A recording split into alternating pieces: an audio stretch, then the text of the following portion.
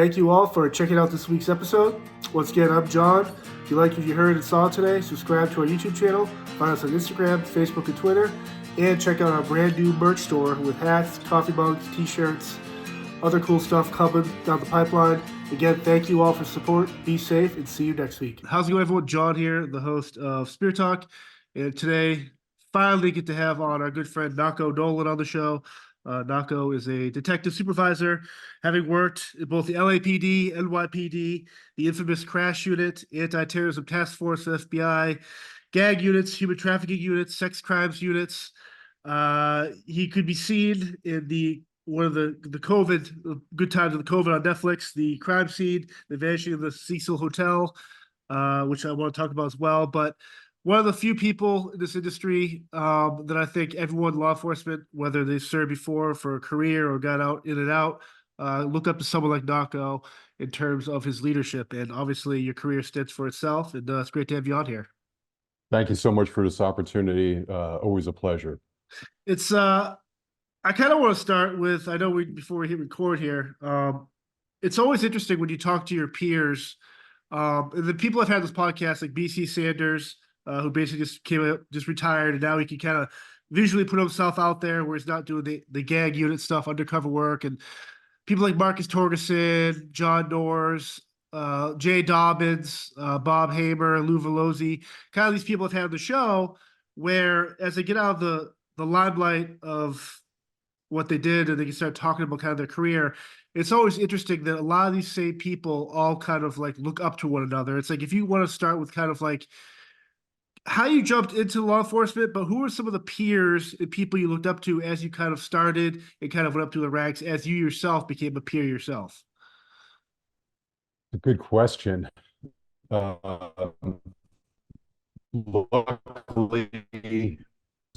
throughout my career, almost every boss I had was just phenomenal, and I owe my success for getting this far in my career and being able to retire in one piece and not burning it all down. I owe that all to them, the people that trained me, and it's too numerous to list. But they were guys in NYPD and LAPD and elsewhere, and then people that I never even met before that I consider mentors. People like President John F. Kennedy, Richard Nixon, G. Gordon Liddy, villains, scowls.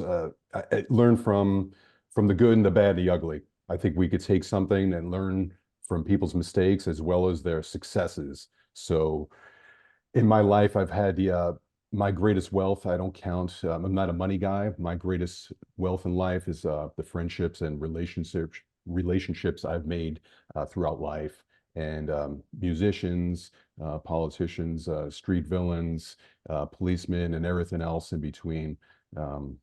Chefs, connoisseurs, family members. I took it all from them. So that's what I think life's about, is making those impactful relationships and passing on lessons and learning lessons.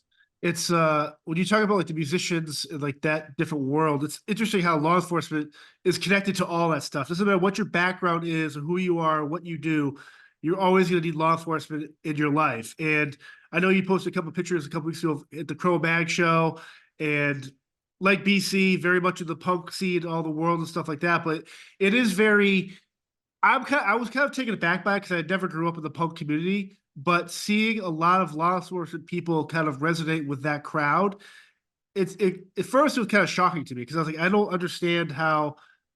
And now this all goes back to the perceived notion that punk community is always fighting, kicking each other, beat each other up, but it's the exact opposite. It's where you feel safe, and kind of touch upon like the punk scene and how you kind of fell into that as well. Well, my entryway into the punk scene was from like the hard rock metal scene. I kind of fell into that community through the crossover scene, so I dabbled in both. But the punk rock, hardcore community always resonated with me because it was kind of like that 1%. They were the marginalized, and that do-it-yourself ethos always rang true to me. And of course, that side of the musicians it's very rebellious based.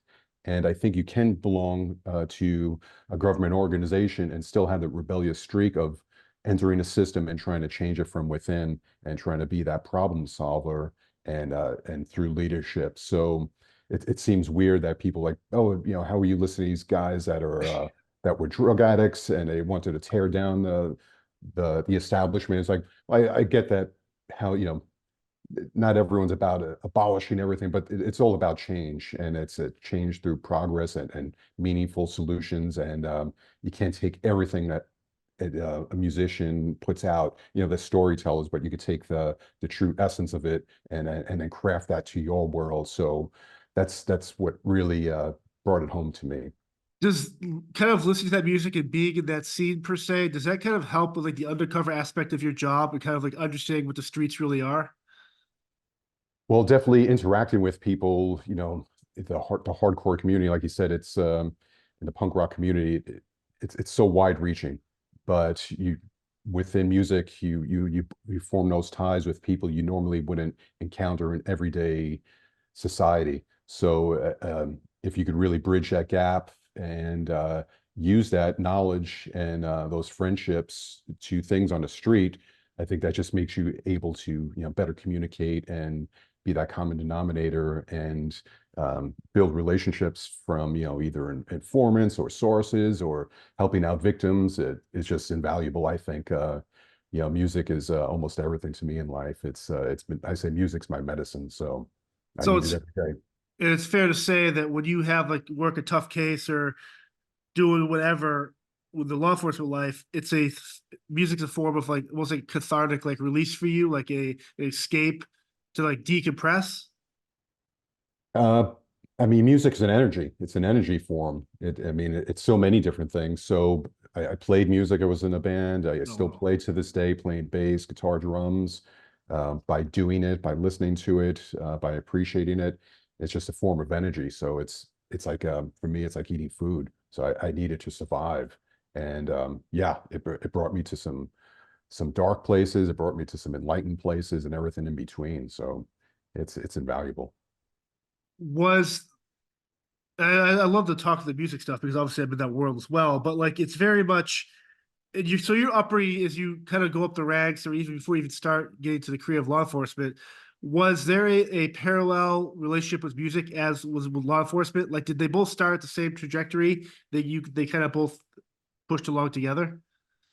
You could say that like early teens or pre-teens of getting open on certain bands and certain musicians in particular. Like Jimmy Page. Yeah. I loved his ethos of as a producer. I don't think he gets enough credit as a producer, and then just branding wise, and of course as a guitarist, but just as a true visionary. And so many things that I learned about him rang true throughout the years. Just little simple things of how he recorded drums when he talked about distance equals depth. And I took those words and put it through my life in different meanings and different forms. So yeah, very impactful. And then the same thing on the crime side of different people that I read about. I'm student of history, and as people certain ways how they operated and lived their lives were very impactful for my career, and I carry it to this day. Was there at least for me growing up, like the idea of law enforcement stemmed from stuff you'd see on like movies, uh, like the Die Hards, the RoboCop and stuff. But like as I get older, I started to appreciate when I see like the movies like Serpico or Donnie Brasco, and I had Joe Pistone on this podcast, and but actually seeing when Hollywood starts talking about the law enforcement careers of these undercover cops and these really good law enforcement officers, it kind of made me appreciate it even more. While I appreciate the silliness of John McClane running through barefoot, I love the idea that they started to take two chances now on these actual real life law enforcement people that are operating in the gray area and dealing with corruption and all this other stuff. And it's like I wish there was more of that growing up because I think I would even enjoy the idea of law enforcement even more. Yeah, absolutely. There are two movies that were extremely impactful, both NYPD based. One was The French Connection, and the Yeah. other one was Prince of the City. A Yep. little less known by, two unbelievable directors, Billy Friedkin and Sidney Lumet. Yep. And pretty much based on two very flawed characters that were great at the job and slipped and fell, but then it achieved some other successes and a redemption. That's a big thing. A strain I really love. I think like one of man's best character traits is, the road to redemption of being able to burning the forest down and then rebuilding it and making it more plush and healthier than before. So those two movies were really, and they're both true stories and so Yeah, unbelievable films. But then when you peel back the layers, right. find out what they're really about, uh, super hard hitting. So that Well, definitely shaped and I me. think it's tough to, because when you the perceived notion that a law enforcement officer has to be perfect and the most ideal citizen, and on paper I get that. Like obviously you're upholding the law and all this stuff, but some of the best law enforcement officers, cops in my life are people I know that aren't maybe the best fathers or the best friends or husbands. They try really hard, but they get burnt out at work and they just try to find themselves, and they actually are really good people. But it's like it's amazing that these type of people can have these issues at home, whether it's a sick father, sick kids, and not enough money, going paycheck to paycheck, and but they still give a shit about their life and career of what they're put the uniform on.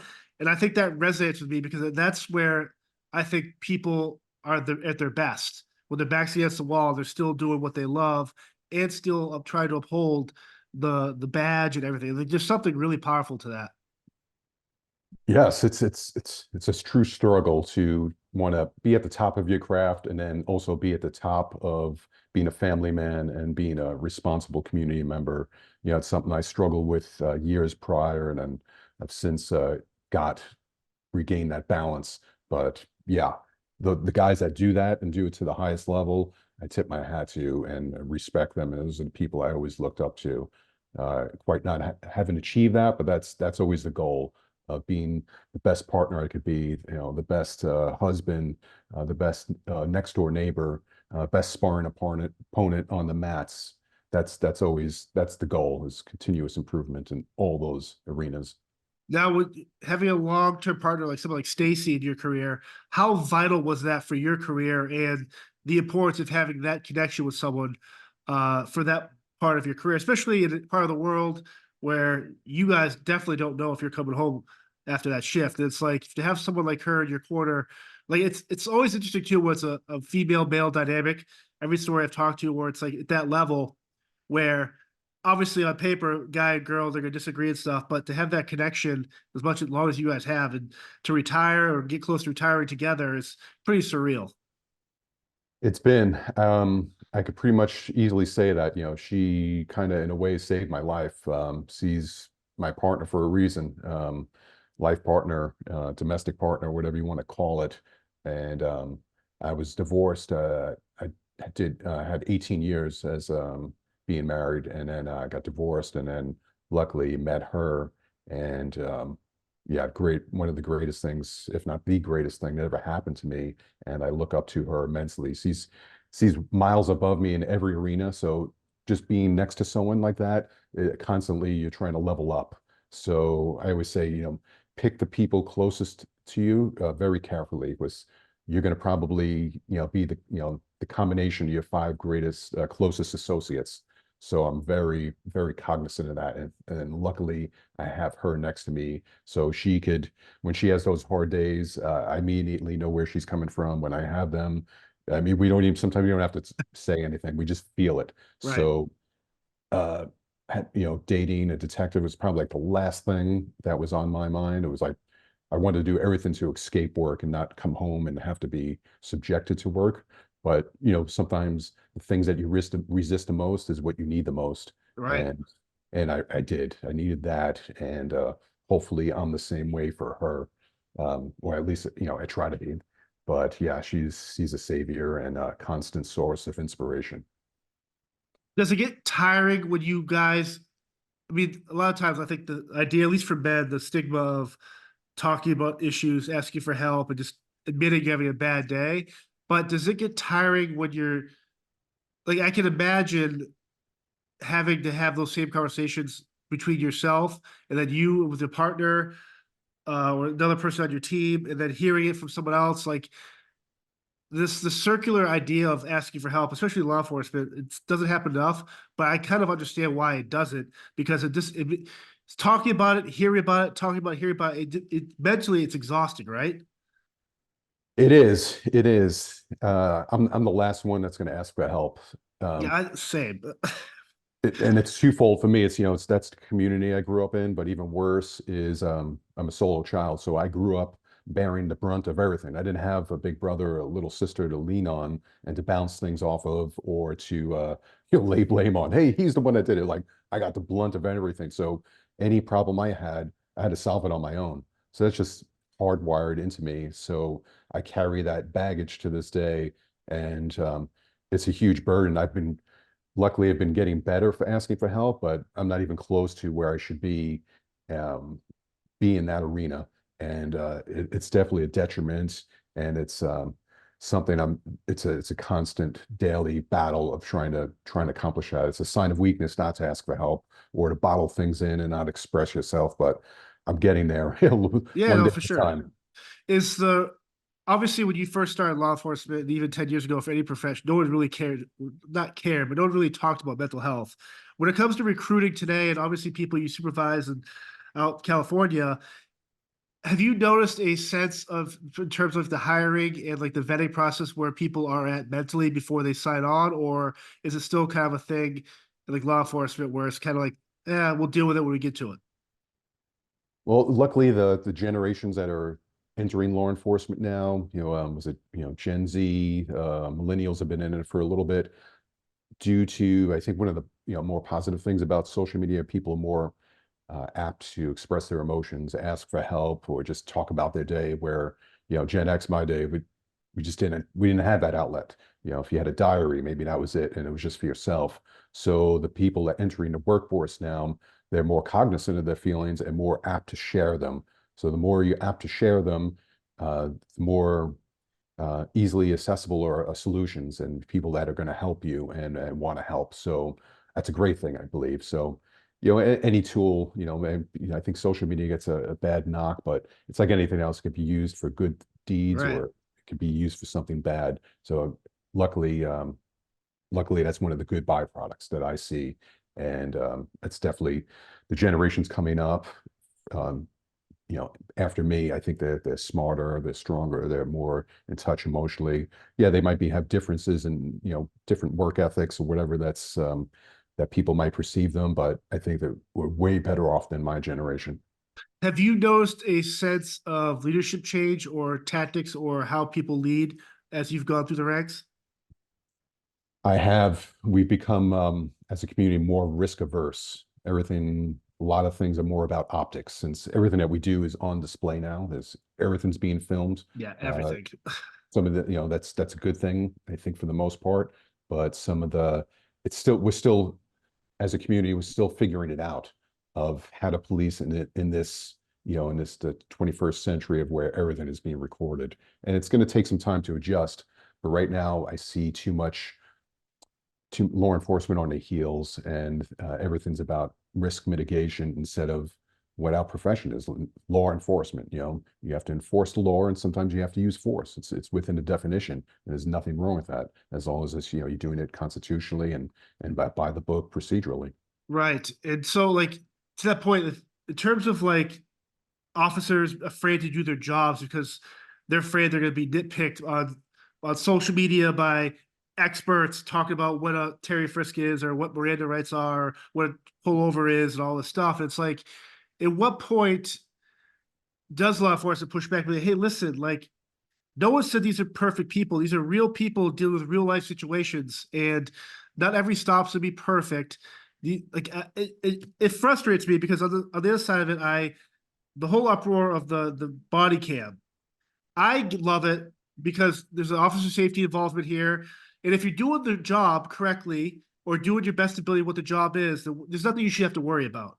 Hmm. But on the other side of that, when everything you say is being misconstrued and spliced out there, and I feel so bad about these cops that get stuck on these stupid TikTok reels where people are videotaping them, putting out there what they want, the side they want to hear. And it's just like, I don't know how to battle that without coming off as like super pro law enforcement, which I am, but I also have to be like, listen, guys and girls, like they're risking their lives 24/7. The same people you throw bricks at a protest saying, screw these cops, they're the first ones there making sure you can actually do your protest. You need them there. They're the ones signing your paperwork, and they're the ones. So it's just like, I don't know. It just frustrates me. I don't know how to like put that frustration towards something where they actually help solve the problem.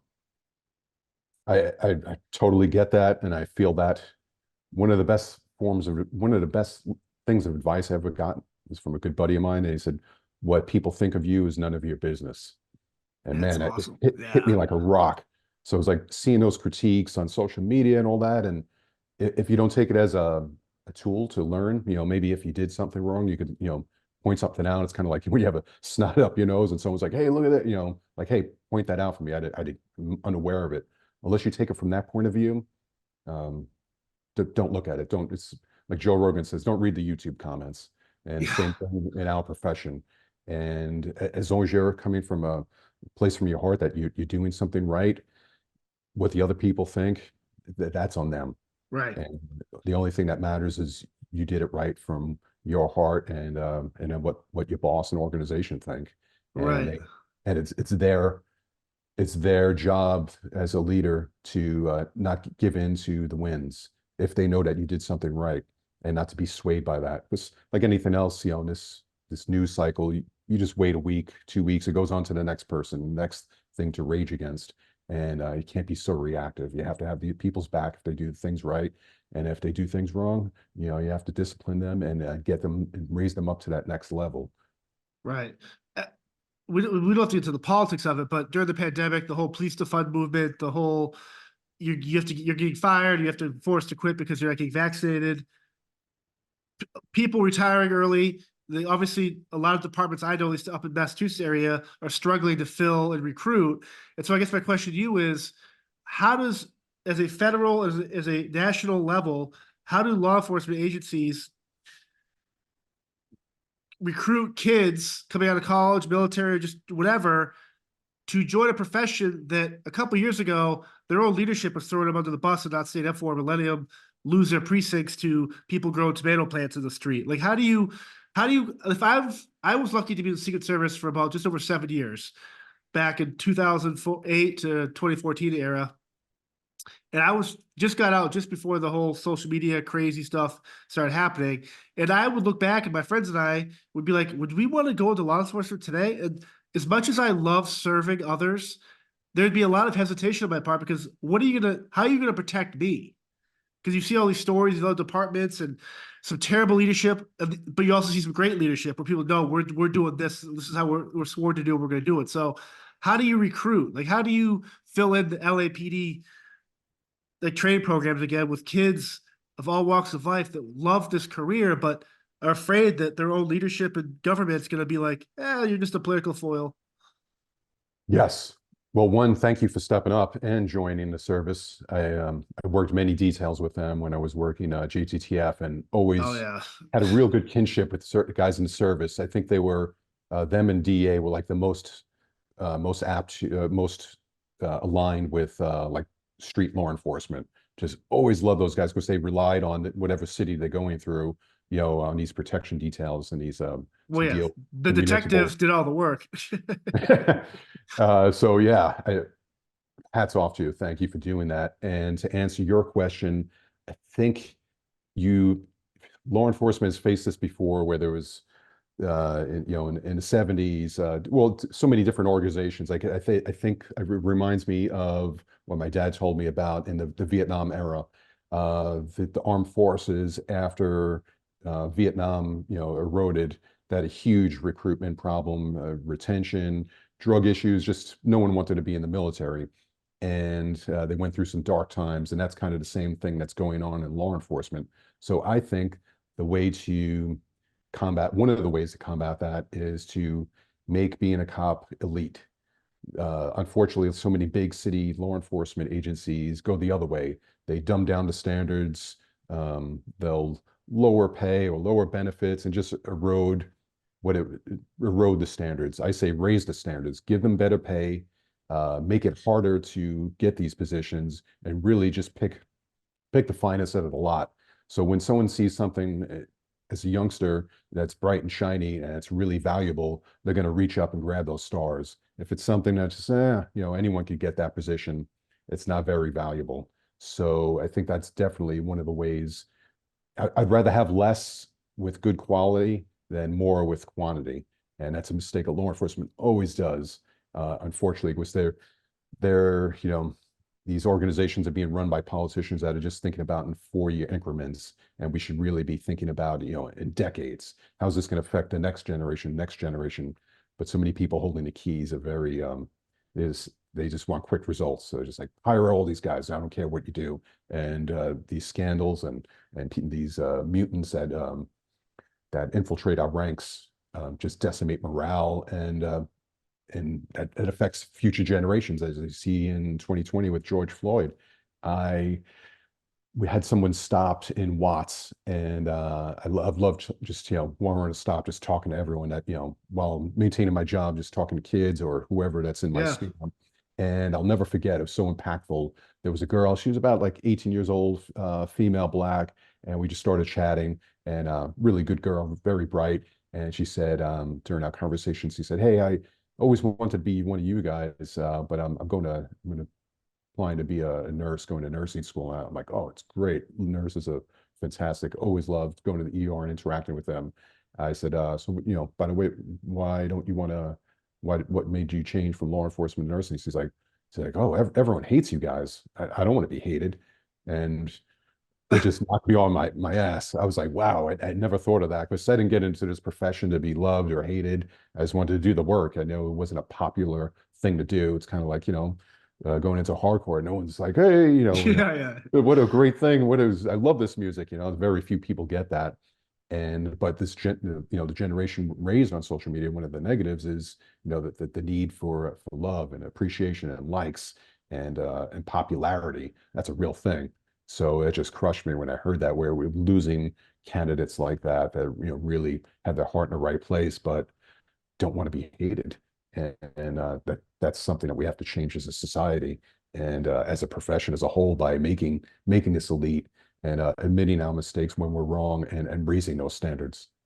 When there's events like Rodney King, George Floyd, Breonna Taylor, uh, other events like that where there's cop shootings, people get killed or whatever, not even picking sides here, but when that type of stuff happens, does that happen after little minor things have been happening? And that's like the pressure plate where it just blows off and now we need reform here or reform there? Or is that just something, the stuff that when it happens, we have to fix it to make sure it doesn't happen again?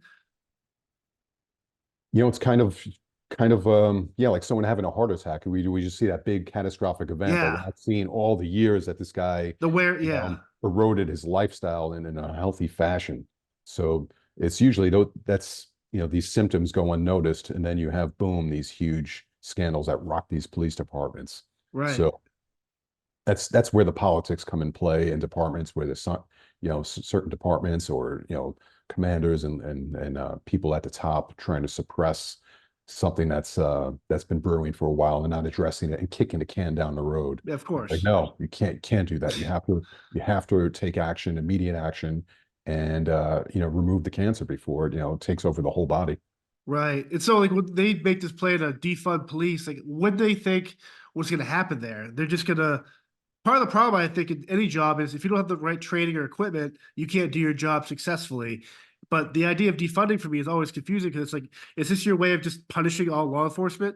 Take away their right? Like that whole idea never made sense to me. I think the wrong word was used.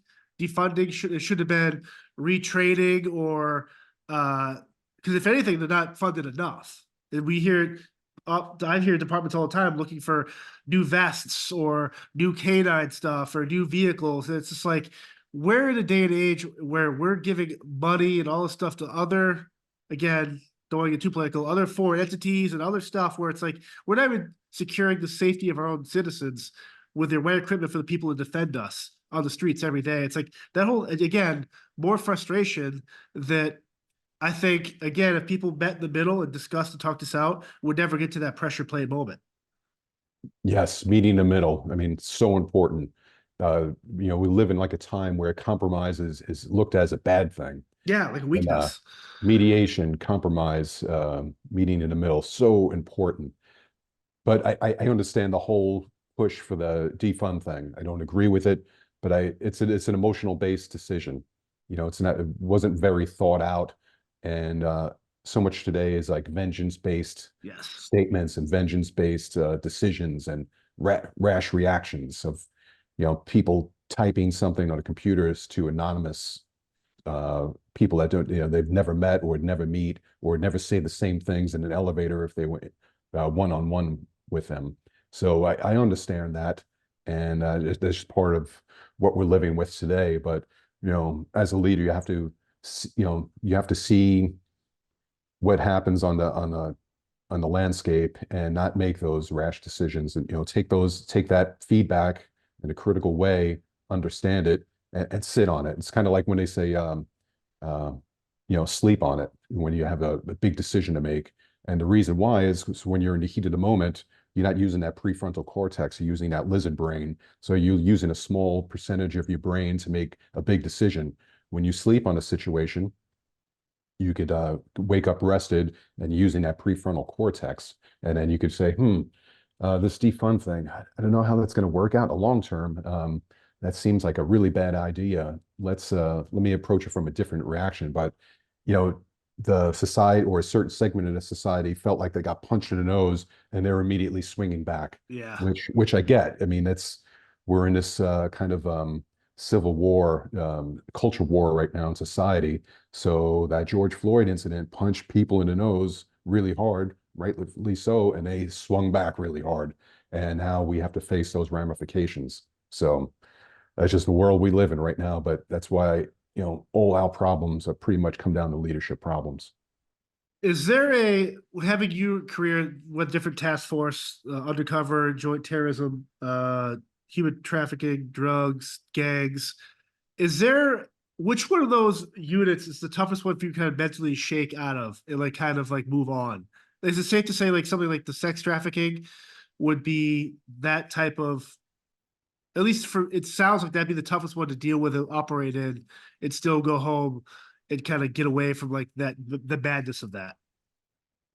They all took their toll in different ways, but probably the hardest would be investigating sex crimes and sex physical assaults against children, Ugh. where you have to, talk to a child, a female, a male, with sometimes one-on-one or with a parent or a guardian, and talk about some of the most uncomfortable, most evil, vile things that you could do to a child or just a human in general, and then take that, work up an investigation and go to the district attorney with it and find out you don't have enough evidence, or you're doing all you can to track down this perpetrator, you just can't find them. So those those long dark roads, and when you hit a brick wall or dead end or just doesn't go the way you can, and you have to go back to the parents and the victim and explain all that, which just rocks the world. I mean,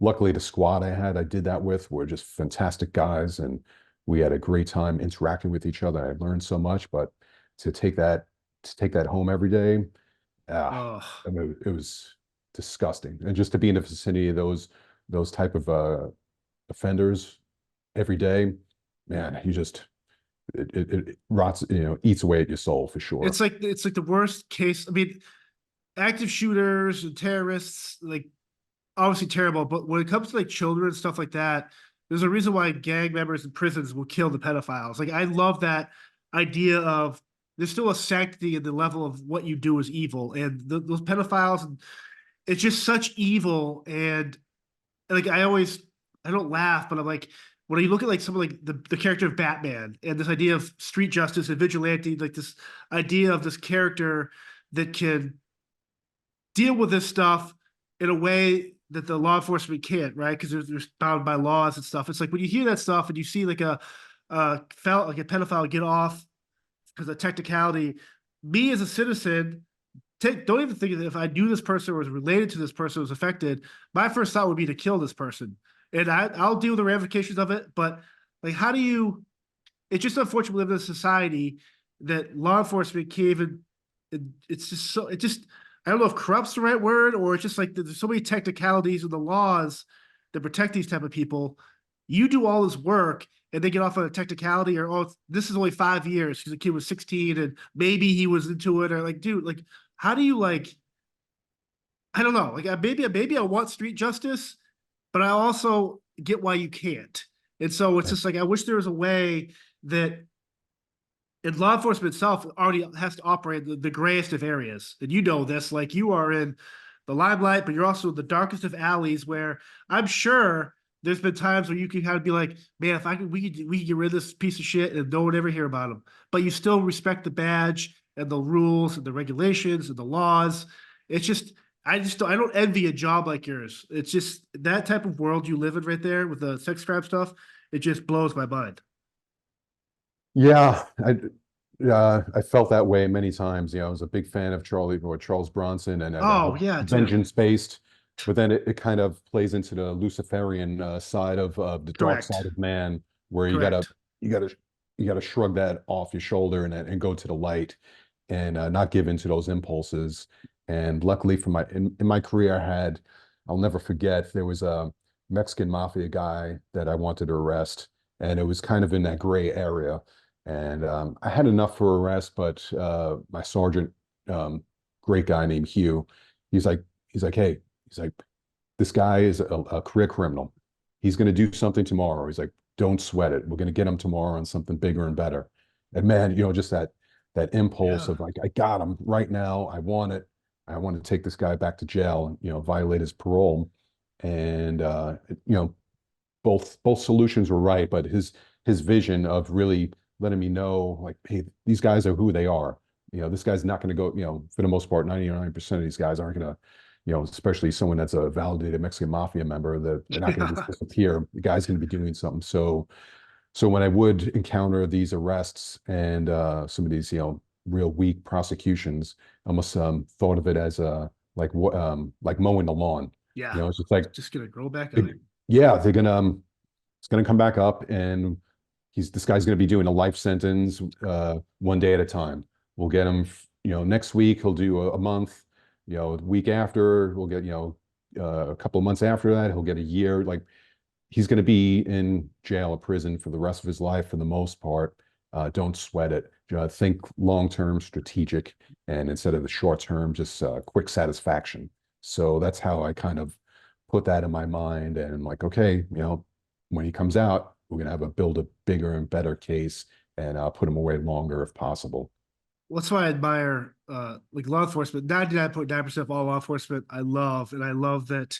But it's always that 1% that you kind of hinted about that give law enforcement a bad name. But when you give someone a just being a normal human, it's tough being a good person. But when you give someone a gun and a badge and the sense of power that has, and with that, it's always admirable to me with law enforcement how easy it would be to do the wrong thing or to abuse power. When you don't, it's just so awesome. It's like you're able to control that. But the people that fall to like that is sinister urge to use power to their advantage to coerce or do something, those are the people we have to get rid of. It's like, how do you think effectively get rid of those type of people? Is it stricter background checks, yearly evals, or like, I mean, obviously you would be so in tune with who your people are, you're supervising, that your first thing would, if he's doing something like that, that stuff doesn't just pop up. It stems up in how they treat their own people in their squad, how they treat their vehicle, how they treat their home life. So it's like, how do you kind of stop that? Or is it one of those things where, again, it just happens, and one day it's a major heart attack? All the above. But until we stop drawing candidates from the human race, it's going to continue, Right. unfortunately. Throughout my career, I could think of like every criminal charge, from like murder, rape, arson, all down. I've known someone or worked around or have knowledge of someone that's committed each of those horrendous crimes. And but then on the flip side, I've met people that were particular one that you could probably nominate this guy for sainthood. And then everyone else, kind of, people, lower stature, somewhere in that vicinity. So, I mean, unfortunately, we got the best of the best and then worst of the worst. I think you could find that in every profession. It just doesn't make it to the headlines like we do. And then that's just part of the price to you pay in this profession. But it's incumbent upon us as peers, supervision and commanding officers and all that, that's our duty to take action upon that. But the guy sitting next to him or that that's in the academy class with them, those guys know. They know who the bad apple is, and it's a maturation process now where it's like now it's mandated reporting in most agencies now. If you're aware of misconduct or Yeah. criminal behavior, you have to ring that bell. And before, a lot of people were kick the can down the road, and that's not such a big thing, and then it got to that cancerous stage. So I think as a profession as a whole, we are getting better with that. But then same thing if you look in other professions, they struggle with that as well. It's like, when was the last time a doctor stepped forward to ring the Correct. bell on Medicare fraud? And you know, goes on and on in every profession, just this Right. misconduct and corruption. So we have a long way to go, but I do see progress being made in that community, which is a good thing. Because as we know, one man can make a difference, whether it's good or bad, and it can set us back, not even nationally, but internationally. This has had ramifications. So you have to make that hard call and step up and do the right thing for everyone. When I've had Jay Dobbins and Lou Velosi out here talk about their undercover careers, they basically when they would talk about the when they get to know these people they're undercover with or the bad guys, that they realize they're actually really not bad people. They're just bad guys with hearts of gold. And it was tough for them to finally, hey, this is who I am. And like they felt like they're betraying this bad person. And then on the flip side of that, someone like Jay Dobbins, who was betrayed by his own agency, uh, it's like the balance of trying to like, what's worse? What would be worse for you, betraying a scum that you grow to realize why he is this way? He's still a bad guy, but actually loves his family, or someone you think is got your best interests is really is not doesn't have your best interests. So I think that kind of that heart pull there is super interesting to me. It is. It is. It's quite fascinating, right? I mean, I always found that interesting topic. That line that we all have to walk. And I'm gonna misquote it, but one of the best things that ever was told to me was I think it was, not all the good guys are good and not all the bad guys are bad, but only the smart ones could tell the difference. Yeah. So, like I was telling you earlier, I've learned from some people that were on the wrong side of the law and on the right side, and but that's what's kind of interesting about man. I've seen some of the great people do some horrible things and some evil men do some great things. So you know that meter goes both ways. So it's just keep your eyes open, learn from everyone, and try to be the better person. But just don't think that a rank or an insignia or an occupation or someone sitting in a cell isn't a good person. Everyone has that dark and evil side and a light side. And on the law enforcement side, I could really empathize with Jay, where when you do get betrayed by your own, I mean that Oh, that knife goes deep, because those guys supposed to have your back. If you did something wrong, you deserve the knife, but if you didn't, wow, does that hurt, that betrayal? So I could see when you do infiltrate an organization or a certain group, yeah. it's really tough because a lot of these guys that are on that side, they are family men, and they do have some good qualities to them. So you're a human like anything else, and so are they. And so it's going to be natural to feel really bad that you're putting them away, and they're going to make their life and their family um, really hard for the next few years. But that's the burden you take when you take those positions. It's tough, but that is necessary if they truly are a bad person and they're committing some really horrendous crimes. It's the hard. That's Right. what you get paid for. So, but I get both sides. Yeah. It's really tough. It's when you is there a certain like cop procedural show you watch that you think is probably the most on the nose in terms of like the reality of what you like. I love SVU. I've always loved the cast. And I love that the stories or crimes you portray on the show are kind of based in fact or at least actual cases. But I've always found that, do you think those type of shows hurt or help not only recruiting process, but the perception of what law enforcement does or is, if they're done really poorly? Like, because there's Uh, some terrible cop shows. well, I got to say, my favorite cop show is Cop Rock. Yeah, Remember that one? God, how did that get pitched and I how did that get made? yeah, it's awesome though. Although I think it does need a 2.0 or some kind of reboot. For That'd be sure. great. But yeah, some of them give people a real false perception, especially since my career has mostly been on the investigation side. People think we have all these resources at the tip of our, Oh, at our fingertips, and think we can wrap things up in 30 minutes or less. And God, I wish it was like that. So when you would encounter victims and explain to them what the procedure, what the process was, they would look at you like, "What do you mean? Can't you just get this guy right now, right? Tomorrow?" Like, I wish I could. I wish I could snap my fingers and make this, speed along this process, but just doesn't work like that. The criminal justice system is a slow and grinding machine, and so I think. Yeah, Hollywood does things a disservice like that. But I always tell people, I'm like, these aren't documentaries; it's entertainment. Just take correct. it. Well, yeah, because if they're going to Um, do a real episode, there'd be like a 2 week long episode where they're waiting on the courts to sign paperwork, and even getting a phone call back from someone takes less than a couple oh, days. So, I wish it was phone calls. Everything's emails and ridiculous texts and stuff like that. I'm like, just call me. We could have this. We could have this conversation in 5 minutes, and then instead of going back and forth for an hour on email. right. But yeah, yeah. Like anything else, it portrays law enforcement. It's kind of a recruiting tool, and some of it's a de-recruiting tool. Yeah, yeah. So yeah, I take the good with the bad. But So, my favorite was The Wire. I think that was the one that really did the yes. best Yep, from the street side, the public, and the law enforcement side. for sure. Now, it was funny because I had to go back and rewatch the Netflix The Vanishing of the Cecil Hotel. I didn't realize that was you and part of that, I was like, oh my god, that's how many Nakos are there, really? And so, but I would go back, like getting involved with that, like what was that?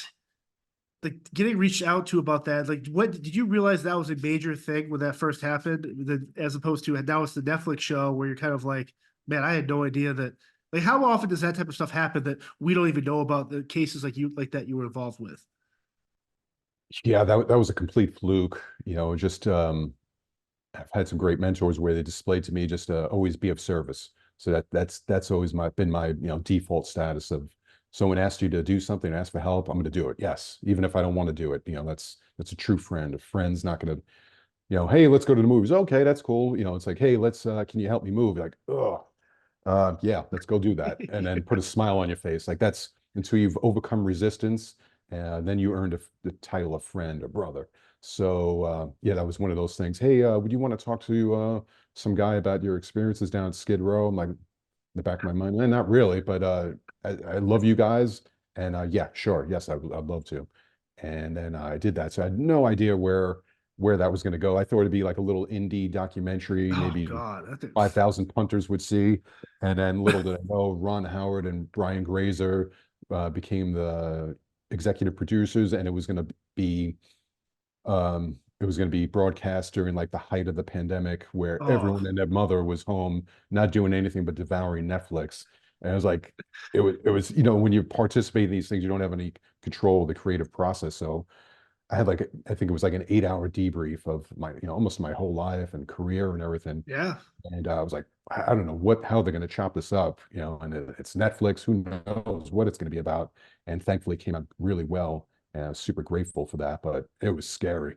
I mean, when that came out, I immediately had to watch it. I don't know if I took off from work or whatever to watch the whole thing or went in late. I was like, oh my God, what are people going to think about this? What did I say? I don't remember. It was like a year or so later. yeah. Well, I just remember Yeah. like for like literally 2 months, it was that and Tiger King where me and my cousins and friends were just theories and the most ridiculous what could have happened. And again, it was pretty cool that you got to be. I mean, it's unfortunate you had to be part of something like that, but it's stuff like that when it happens.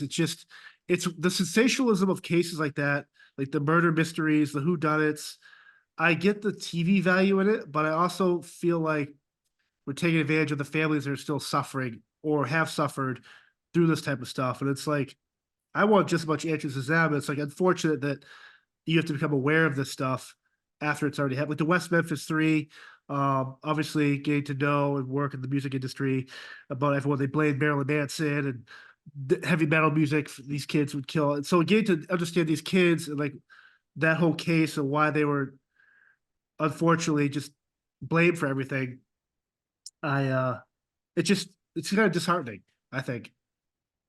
It is. I know it is tough on the victims. There's a whole push on how to be sensitive to the victims of crime on these things. Um, but I think, the way it's done, people could take some things away from that. It was a big discussion on mental health Yeah. after that, which I think was great. So, everything good has a byproduct and something bad as well. And we have to extract those lessons and put them forth. So I think a lot of people recognized, hey, don't take everything at face value. Just don't think this woman's seeing a ghost or whatever. Peel back the layers and find out what the source of the problem is. Swim upstream to see what's contaminating that river, and take the media or what you see just with a grain of salt. And we live in this conspiracy-based world, right and wrong. Well, it's also one of those Recruit. things too where it's like people like when that stuff gets out there. Like I know the last couple of seasons, the revamped version of Unsolved Mysteries, some of those mysteries were solved because people binge watched this and started doing their own research and stuff, and they actually started getting these really good tips. And so it's like I get the benefit of it. If I'm a suffering parent or a sibling and I have no more answers, and you think all is lost, I'm gonna be like, put it out there. Like Yes. we're not taken away from the fact that this person was murdered or disappeared, but this is to help us paint the picture of maybe something of this could happen again, or it has happened before. There's a bigger problem here, a bigger suspect. So it's like I don't know. It's always that fine line. I enjoy it. I love talking about that stuff, but I also deep down realize that these suffering people actually have the ones that have to go sleep at night with it on their conscience. Yes. Did you see the Henry Rollins episode on Unsolved Mysteries? Yes. That was really, Henry wow. Rollins is one of the best talkers, poets, speakers, and like how he just kind of from the whole like Black Flag to like the Henry Rollins band, his actor journey, and then one day just being, I'm done with music. I have nothing else to say, nothing left to perform. And there's a guy that if people that would want to see him on stage, especially the last couple of years, right? Hmm. But I just love people like that who are just complete like warrior poets. Yes. Yeah. I think the world of him, and always admired him, and what, yeah, what a speaker, what a person, what work ethic, just through the roof. Yeah. And yeah, it's always tough to hear him speak of his relationship with his buddy Joe Cole, who Yep. got murdered in front of him in Venice, which was still an open LAPD case. And so he went on Unsolved Mysteries and spoke on that, which was huge to have Yeah. do. And that's one of the So things, like you said, like the idea of social media, when used properly, can actually get out there. Because there's a lot of people out there that want to be cops, but like to eat their Cheetos in bed. But you know what? There is a service for that. Like it's pretty cool that these people. What was the one with the Sean Avery? Was that the one with the owl? Like all these theories about some owl flew through a window or something like it's some crazy theory where everyone thought it was bug nuts crazy. And it turns out these sleuths actually figured out that this is actually what it was. And it's just super interesting how people, when you all work together, no matter what your background is, what can be solved. Kind of what we talked yes, about earlier. If all these departments and figureheads and senators and mayors and police captains and community leaders all got together and worked together, like how efficient we'd be as a human race. yes, put your ego. It all comes down to putting your ego aside and being able to be open your mind and being able to learn from everyone else. Like I Yeah. said, a title, a rank, that means nothing. We're all just human beings and we can learn from each other. So the person sitting at home eating Cheetos, I mean, they could see something I don't. I could Yeah, have for all this sure. training and all this experience. They don't mean anything. Someone could see something and have a different version of it. And I'm like, yeah, let's run with it. That sounds great. I remember my cousins and I, we love Forensic Files, and there was this one episode that's always on like 3 in the morning when you're like trying to fall asleep, and this guy spits into a rain puddle outside, and they basically grabbed the spit off the rain puddle because they didn't mix it. It was on top, and like every time that stuff like that, when I learned stuff like that, I'm like, oh my god! Like I never realized how DNA or evidence can be captured like that. It's I've always learned. I love learning stuff like that on those shows. Imagine what we're going to be able to solve in maybe 20 years. Oh, with the AI and like all this stuff. I mean, that's part of the problem, but yeah, it's Right. fascinating. Yeah, think about that. Think what the future lies and how that's going to affect law enforcement and crime statistics and everything else. I mean, already it's really tough to commit crime right now, which is being recorded everywhere and leaving Correct. digital footprints and cookies, no matter what. So, it's going to be interesting to see where technology takes us. Yeah. What was the biggest change in technology for you? That like when you first started to today, like it's so simple, simple it's like the cell phone or cameras. Like what's the one thing that you think that if you had back when you first started would have been the most helpful thing to have? It's a really good question. Probably facial recognition. Yeah. Oh, I can imagine back then. Yeah. Jeez. Yeah, so many times you just, unless you had an eyewitness, or you go through mug books and all that, trying to nail down someone for, based on some footage and some pictures and video footage. That would have been a game changer back then. But now, yes, the smartphone is huge because these criminals, they're like everyone else. They like to post stuff and they like to communicate like that. So Right. uh, it's almost my girl Stacy, who works homicide. It's almost a plus and a minus too at times though, because there's so much information out there that could be garnered. Where when I started, we would maybe do two or three search warrants, would be like for a house or for a car and maybe an off-site location. Now you're doing easily like minimum 25 search warrants, and then you have to pull all that information, get that data, and then analyze it and then archive that for the district attorney, for prosecution, the public defender, and the defense, and for the department. And it's still that one detective that's doing it. It's not like in the movies where they have this huge team and all these analysts doing it. It's still, for the most part, one or two detectives taking all that information and having to review hours upon hours of videos and texts and phone calls and everything else that comes along with digital media nowadays. So it's a blessing and a curse at the same time. Yeah. So It's fascinating. And so how it much is. longer do you think, in the world of law enforcement? Uh, well, that's interesting question. Well, since I just retired, so but I think I'm going to be in law enforcement community That's awesome. as for life. And it's like, when you're going to stop listening to music? Like, what are you talking about? I'm going to be Yeah. listening to music. I'm being a fan. I'm going to be a music.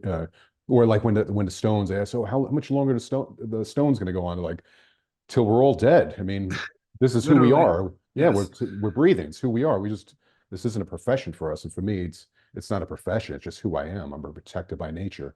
So whether I'm getting paid for it or I'm working on the consulting side of the house or as a volunteer, yeah, I'm in the game for life.